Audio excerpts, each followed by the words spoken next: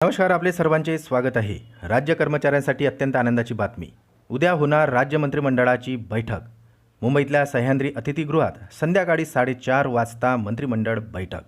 कर्मचारी हिताचे महत्त्वाचे निर्णय होण्याची दाट शक्यता। तर पुन्हा सरकारकडून निर्णयाचा धडाका। चला तर पाहूया ही सविस्तर बातमी।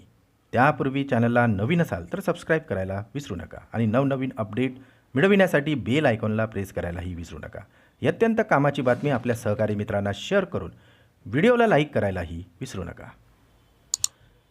कर्मचारी हिताचे निर्णय उद्या येण्याची दाट शक्यता असून आगामी विधानसभा निवडणुकीच्या पार्श्वभूमीवर उद्या मंत्रिमंडळ बैठक होणार आहे। निवडणुकीच्या आचारसंहिता आता दसऱ्यानंतर लागण्याचे संकेत निवडणूक आयोगाने दिले असून त्यामुळे आता लवकरात लवकर महत्त्वाचे निर्णय घेण्यासाठी उद्या सह्याद्री अतिथीगृहावर मंत्रिमंडळ बैठक होणार आहे।